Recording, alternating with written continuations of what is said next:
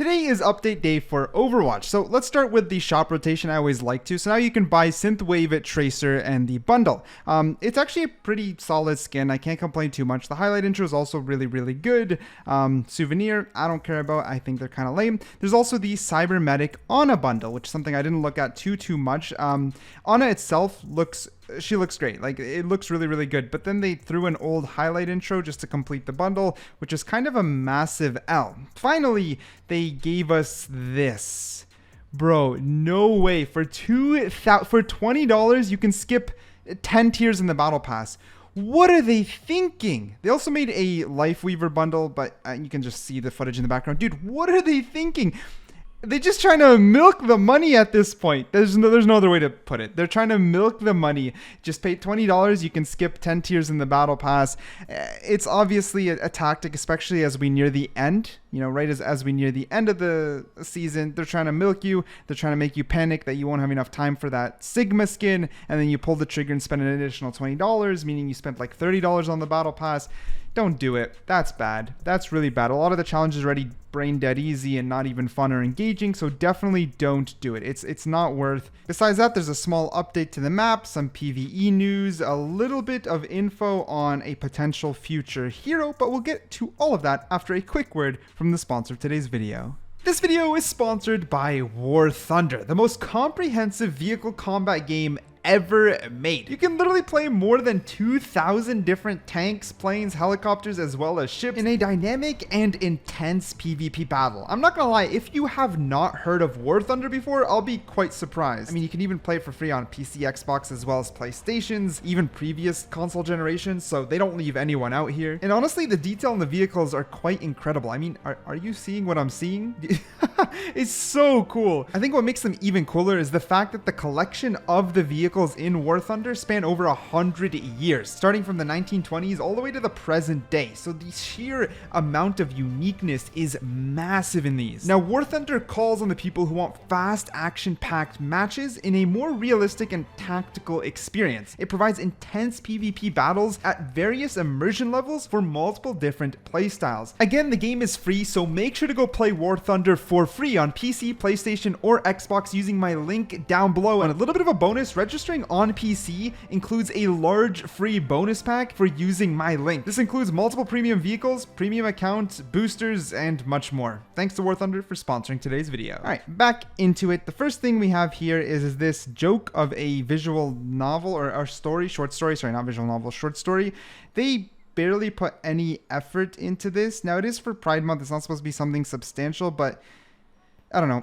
Again, right now, all eyes are on Blizzard to make some big moves, considering their lackluster announcement to do with PvE. Things still feel hollow, and we're definitely all waiting. And the content drought right now is painful as we wait for something. I mean, it's fine. Like the whole Pride Month thing and whatever, all cool, all good. They should be doing it. It's not a big deal. But it's just the fact that there's just been kind of nothingness after the announcement, and it seems like it'll continue to be that way for the next 2 weeks. Now, there should be some PvE news coming. That much is a fact. The PvE news should be coming with the launch of the next season. We won't get actual PvE, but we're supposed to get glimpses, hopefully some gameplay and some real tangible news as to what PvE will now be for Overwatch. Now, I won't dive too much into it until we get to that point, but there's a couple other things which are all to do with Pride Month. We have this little profile or spray, 2023 Pride spray. We also got all of these profile pictures that you'll be able to get, as well as a bunch of different banners. All look fine. The banners look pretty sleek, not gonna lie. Also, our lovely New York map is getting a little bit of an overhaul for Pride Month. You're gonna see a lot of rainbow patterns up and around. It's actually not overdone. It seems pretty tasteful, and you know, I rate it. I think it's pretty good. Not a big deal. I kind of feel bad for the community as a whole, like the LGBT community, because it's again on the back of such bad news. So there's quite a bitter taste right now in most people's mouth just towards Blizzard. But overall, there will be free in-game cosmetics, Pride Parade Midtown, and a new short story, which I already mentioned. Also, they've confirmed Baptiste bisexual and Farah confirmed as lesbian. On top of that, Jen Stacy says they're actively working on adding a transgender hero into Overwatch. Again, I mean, it's just kind of like, I think for most gamers, like, it's completely fine, and they, I mean, should be representing everyone. But I think for most gamers, we just like want info of the game, which makes sense. I mean, we've been in a content drought. We just want stuff that's going to affect the gameplay and and things for us to latch onto, like it's all good. Do like a Pride Month event, but maybe add a new game mode, or you know, give us some better like something.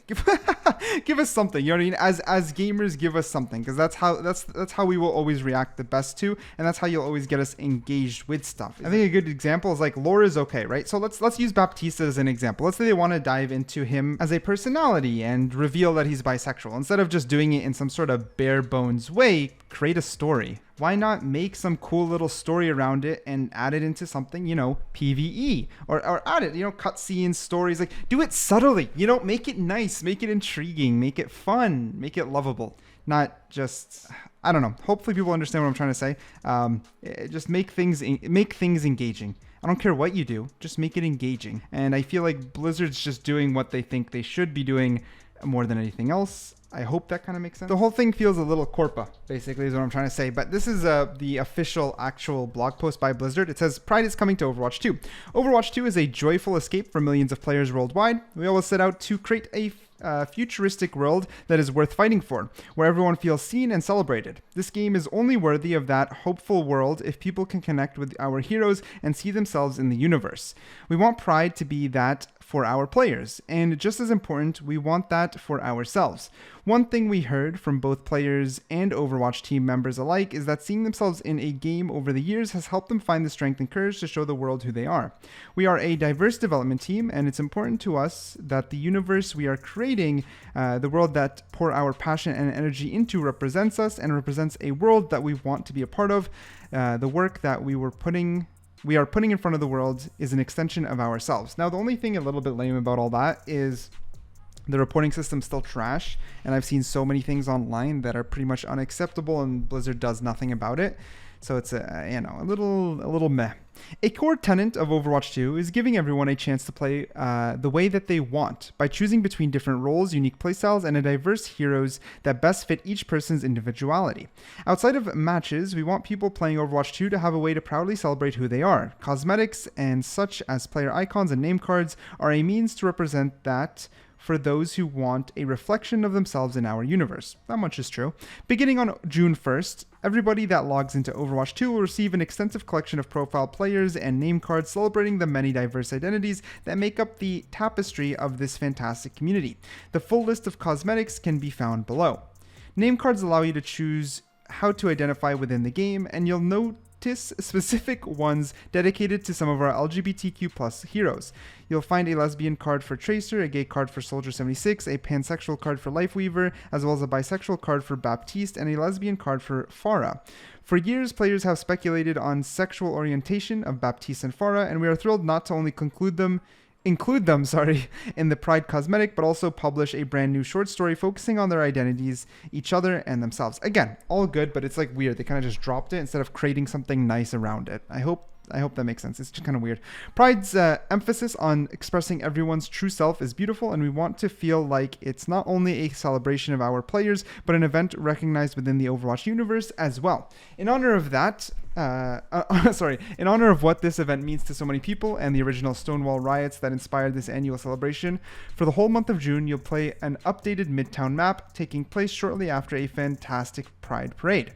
Watchpoint Gibraltar will also see an addition of new photo in the Barracks of Tracer and her partner Emily. This is also included as a new spray that can be equipped for Tracer.